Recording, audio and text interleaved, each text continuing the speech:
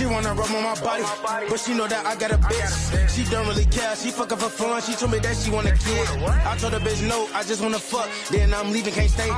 Folks got a Glock, he shoot it like Ray Ray. Yeah, you know he gon' spray. Glock, target practice, we don't miss, so bitch. Watch what you saying. The heavy hitters are back. I'm your boy Jay. I'm your boy Amity. I was thinking about something. You know, we like an Oreo. You know, black, white, yin and yang, black, white.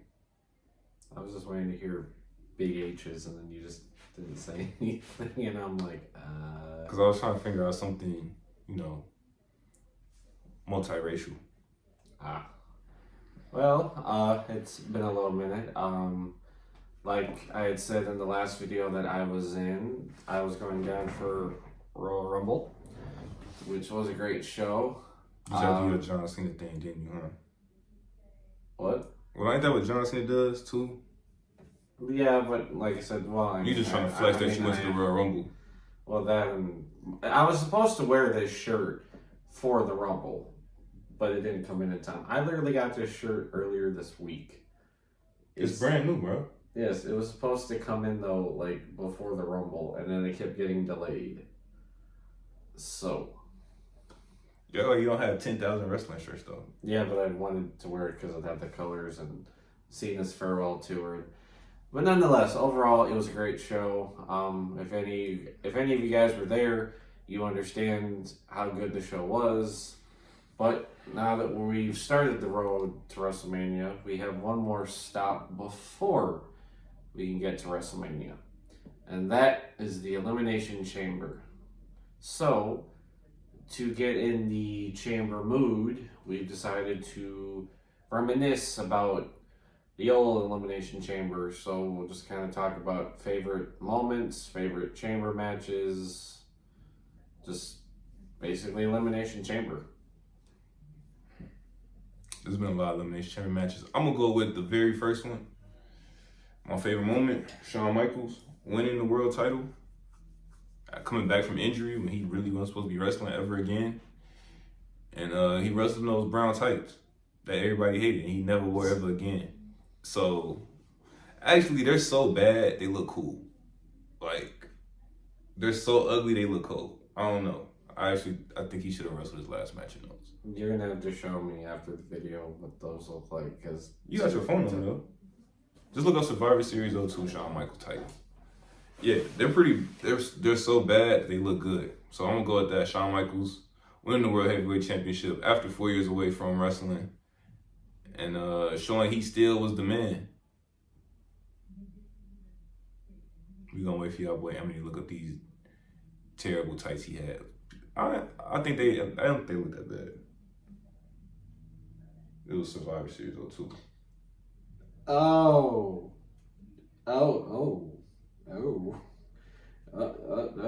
I'm low key a fan of them. I'm not gonna lie to you. I'm low key a fan of them. I don't like those. I'm just gonna put that away. We're just gonna act like that. A lot of people hated it. They thought that was some of the worst stuff he ever wore. If I was a wrestler, I could not wear those. It's like I don't care what anyone says. I'm not going out in those tights. Alrighty. Let's see. I'm going to do Elimination Chamber 09. And the reason why I do that one is solely because one man wrestled in two chambers, lost one title, just to go win another title. Now, at this point in time, Edge was the WWE champion, and the world champion was John Cena at the time. Edge was in the WWE title chamber, lost his title in that one. Chamber for the World Heavyweight title, Kofi Kingston was coming out. Edge blindsided him, attacked him, locked himself in the pod, and, they didn't try stopping him after that. He was just in the match. And at the end of it, he ended up becoming the World Heavyweight Champion. The logic is just so terrible. Like, I lost my title. I'm just going to attack this guy who's qualified for the match and lock myself in his pod. On a show that I'm not even on at this point. Because that was Raw or SmackDown at the time? It was Raw, right? Oh, you're probably right. The world title Well, John Cena was always on Raw. Yeah, So it has to be the WWE title had to be SmackDown. I'm assuming. Oh yeah, So yeah, not only that is he's not even on that show that the Chamber and the title is for anyway. But you know, I want a rematch for a title, and it's gonna be for a title I never had lost in the first place. Just the logic. And poor Kofi. That man was just trying to do his entrance. And poor guy. Do what he was trying to do, and this man got blindsided. And it didn't stop him either. He won it. They didn't strip him of it or nothing. So, what's next for you? For the Chamber, I'm gonna go with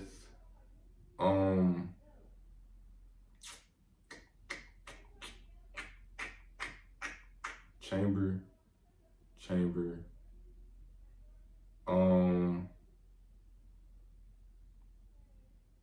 I'm trying to think of the years. Hold on. I'm trying to go through all my Chamber type stuff. I'm gonna go with. I guess let's just keep the thing going with Edge then. I'm gonna go with New Year's Revolution 2006 when Edge cashed in on John Cena. Now, let's go back in the time machine when little AJ was just like 9 years old, and you know, John Cena being my childhood idol, I damn near worshipped the ground that man walked on. So when he does that count as a Chamber moment though? Yeah, it was after the Chamber. Okay. I was trying to figure out where you were going with this. I'm like, we're not doing Money in the Bank favorite moments. Well, it was after Cena had just won the Chamber match, so he had won. You know, he been through it. He had rolled up Carlito and Chris Masters, and this dirty dog Edge came in and cashed in Money in the Bank, all busted open and stuff. That boy got the hell beat out of him, and barely escaped. And Edge cashed in Money in the Bank and won the title. When I tell you I hated Edge with a passion, I hated Edge with a passion. So I bet you were real happy with the outcome of Unforgiven 2006. Oh yeah, that man deserved all that. Little 9-year-old me felt like he deserved all that. To stay on the topic of Cena just basically getting screwed after Chamber matches, Elimination Chamber 2010. It was I always go back to this match because to this day I will always and forever love this match. It was Cena, Randy, Kofi, Sheamus, Cena, Kofi, Ted DiBiase, Sheamus. Hold on, I'm going to look this up. Oh, flag on the play. Ted DiBiase was in the WWE Championship match? Yes. I always get this confused because I always feel like I'm forgetting one person. And it's sad because I say I love this match, but yet I can't always remember all the people in it. It was Ted DiBiase, Randy Orton, Sheamus, John Cena, Triple H, and Kofi Kingston. Okay, you got some hitters in there outside of Ted DiBiase. Outside of Ted DiBiase, like all-star Chamber match, right? Cena wins. Chamber is going up. Batista's music hits. Now this is when Cena and Vince just hated each other. Well, hated each other. Mm-hmm. And basically, Batista was granted a match with Cena for the title. Keep in mind, he can barely walk at this point. Like, he literally cannot stand on his own 2 feet. And he was expected to have another match, which, I mean, like Cena, he never gives up. He tried. It just didn't work. Didn't he slap Batista or something? And Batista, like, power bombed him? Or... I think pretty much, yeah. Like, yeah, that was crazy. I mean, granted, they ran it back at WrestleMania and he won, but yeah, just like how it was with New Year's Revolution. Won the Chamber, just to have another match and lose anyway. And it's always Vince coming out doing that. Like, Edge is cashing in his opportunity he won at WrestleMania, raise the cage. It's Vince that do my boy like that. That's crazy. They say Vince loves Cena. It doesn't look like he don't have a good history of showing it. He really does not. Let's see. But even before that, like I said, even the match itself, I liked it. I had no complaints except for why Ted DiBiase Jr. was in there in the first place. But it is what it is. All right, so there was a chamber match that I liked. The finish was kind of controversial, but like all the action in the match was pretty good. The 2018 match with Roman, Braun Strowman, Seth Rollins. Was Finn in there? Yeah, we look it up. If you want to, it don't matter. But overall, like the match was pretty good. I feel like Seth Rollins was the MVP. 2018 was his year. My only issue with the match, like literally Braun Strowman eliminated everybody except Roman, and then Roman eliminated him. It was, let's see. Roman, Braun, Seth, Balor, Cena, Elias, and The Miz. Oh, there was 7 in that one. Why was there 7 in there? I don't know. I forgot why there was 7 in there. Oh yeah, because then they started it out where it was like A triple threat to begin with. I forgot why there was 7. Somebody got added in there on some funny stuff and all that. I'm sorry, Sonya Deville was in a chamber match for a title. Was that when they first got the women tag titles? No, this was for the Raw Women's title. It was Alexa Bliss, Sasha Banks, Bayley, Mickie James, Sonya Deville, and Mandy Rose. When was this a thing? 2018 was a bad year. I'm not gonna lie to you. But yeah, I like that match. I feel like Seth Rollins was just showing out that whole match like he did all of 2018. The Miz Taraj was still a thing too at this point. Oh, it was. Yeah, I think Seth Rollins was the MVP of that match. I think he was the MVP of 2018 in general to me. Yeah. So like 2018 was a bad year. Well, wasn't that the same year? I thought you no. He was the IC champion, and in 2019 he was. He won the Rumble after that. Yeah. Okay. So I thought in my head he had won the Rumble already. Nah, not yet. Yeah, I like the match. My boy John Cena, you know, almost couldn't. He kept trying to. Same thing here. Same thing he kind of doing now, trying to find his way to WrestleMania. Yeah. And now that I'm thinking about it, there's a lot of similarities going. I forgot all about that 2018 storyline. But yeah, so I'm going to go next with 2012. And the only reason why I bring this up is it's not really a moment. It's just the fact that this happened in both chambers. To my recollection, both champions that had to defend their titles in chamber, which at the time was Punk and I believe Sheamus, both went into chamber and retained. 2012? Yeah. Okay. But keep in mind, Santino was in that too and almost won. Like, he was like the last two. It was him and Punk. But then Punk put him in the Anaconda device. And yeah, he was in the Rumble. He was the last one to Rumble that year too, wasn't he? that was 2011. Oh, okay. It was him and Del Rio. Okay. Yeah, I don't know. Santino been kind of, I don't know. He was kind of in some stuff he shouldn't have been in. Exactly. Like, I don't know, man. People thought he was going to win. I'm like, you put Santino and CM Punk. I'm like, no. Not happening. Let's go Chamber. Let's go. I'm trying to think. This stuff is a lot harder than I thought it was gonna be. We should make some lists before we do this type of stuff. Yeah, because like I said, like 2010. How do I keep forgetting that Triple H is in that one? Like I always, every time I name it, I'm like, oh yeah, Cena's in it, Sheamus is in it, Randy Orton's in it, Ted DiBiase and Kofi's in it. I always forget Triple H is in it. It's crazy, Every time. Crazy. I also remember in 2010 too when it was during the World Title Elimination Chamber. Shawn desperately wanted that rematch with Taker. Oh yeah. And Taker's like, you gotta earn it, and he lost the Rumble and couldn't get in the chamber match. So he knew the only way he'd get it is if Taker lost the title, which he broke into the chamber, super kicked Taker, and then Jericho won. And then that's how he got his match. Crazy. Yeah, Shawn Michaels, you're a sick guy. He kicked Stan, and then he kicked The Undertaker. You're a sick guy. He kicked Shawn Spears. I'm trying to think.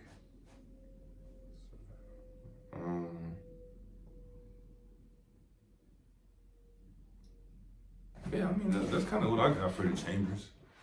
I can't really think of nothing else. You got something else? I'd probably say Chamber 2016. Just because for me, one thing that was kind of oddly hilarious to me was, okay, Cena wins his 16th world title at Rumble just to lose it 2 weeks. Oh, that's 2017. Oh, 2017. I thought I was keep thinking it's 16. Yeah, 2017. Yeah, that was just pure, just hilarious to me. Hurt my soul. Because he literally had like a match of the year with AJ at Rumble. Right. Just to go into the chamber. And keep in mind, there was no slouch in that chamber either. Because like it was like him, AJ Styles, Bray Wyatt. Was Randy in there? Nah, Randy won the Rumble. He wasn't in that one. Okay, here it goes with me again. Having to look this up. I remember them three though. I remember them three. Yeah, but after that. Because that was also when Bray had won it for the first time too. Right. And that's really the highlight of why I said what I said. Because it was Bray Wyatt, John Cena, AJ Styles, The Miz, Dean Ambrose, and Baron Corbin. I forgot Baron Corbin was in this match. Yeah. But, I mean, out of all people, I didn't think I had necessarily Bray Wyatt winning that one. But, I mean, like I said, I'm happy he did. It adds to the career that he had before his passing. But that to me was a good chamber. Okay. Yeah. It was a little, when John Cena got eliminated, I was like, nah, bro. Hurt my soul. I was like, bro was only champion like 2 weeks. I saw that. I'm like, this man held it for 2 weeks. Man. That was the last world title he had held since then. I mean, I guess Hollywood obligation. He ain't a full timer. I get it, man. But god damn, man. Well, no, then after that, he had that match at 33 with it was Miz and Maurice versus him and Nikki. Bro, you go from WWE Championship to that. And you know what's funny? One of my boys told me, yeah, they're gonna do that match at WrestleMania. I was like, that's something I don't want to see. And it happened. Yeah. So, who did somebody jumped off the pod. A few people probably jumped off the pod. I was about to say, you really have to be specific. Did RVD jump off? RVD did jump off the pod back in the day. RVD did. I think Taker choke slammed somebody off of it, I thought, or something. I'm going to go with RVD. You had Morrison, who climbed all the way to the top on the inside. Who he eliminated off that? He eliminated somebody off of that. But wasn't it also the chamber that he had no business being in the first place? Wasn't it like an all-star chamber match and then he was in it? That's tough. That is so tough. Probably. You're probably right. I think he hurt himself in that match too. 2011 was a very weird year. Yeah, that's the year I stopped watching wrestling for a little minute. Well, they always say that WrestleMania 27 was like the worst, like one of the worst Manias. You gonna let WrestleMania in a double countout? I think the three worst Manias, in my opinion, is 27, 30, and 34. I never really watched WrestleMania 30. 34 was bad, and it was long. It was bad. 30 was in the middle. Like, the main event I was happy with, but other than that, yeah. Alright, I mean, I really don't think I had too much else to say on the channel. You got something else you want to say? I'd say it's more from the pay-per-view. To my knowledge, she wasn't in the match or in a chamber match, but just kind of the warm reception Rhea got when she came out for the Elimination Chamber in Perth. Oh yeah, it went crazy, and I think she was still technically healed at that point. Yeah, so for being heel and getting over with the crowd, I mean, obviously you know why, because hometown crowd, but just the reception she got was second to none. Not necessarily. John Cena got booed in Boston. All right, fair enough. But I mean, other than that, pretty much it. Actually, with that pay-per-view too, wasn't it the first chamber to take place outside? Basically, like out in Another country. Well, in another country, Oh, but also in a like stadium? an open, like a stadium, so it wasn't. Yeah, I mean, because that's a B-level show. So, I mean, doing B-level shows in stadiums is kind of insane. And that thing came on like 3 in the morning. I was like, no, that thing ain't gonna come on at 3 in the morning. It's gonna come out like 11. Like all the other shows. Right. And it did come on at 3 in the morning. I was at work kind of watching a little bit of it. You were at work at 3 in the morning? Well, I was at work. It was like 7. It was still on a little bit. Oh. So I was like, you. I was like, from what you told me before, you don't go to work at 3 in the morning. I don't, and I never will. So I watched a little bit of it, but it was like damn near off. It was like the main event when I woke up. So like, I can watch this while I get ready to go to work, and then it's pretty much over. Then rewatch when I get back to the crib. So yeah. I mean that's basically all I got. I got nothing else. Comment down below if y'all know some stuff that we don't know. Y'all probably do know some stuff we don't know. Y'all probably know a lot of stuff that we don't know. Comment down below. I'm your boy Jay. I'm your boy Emily. And we out.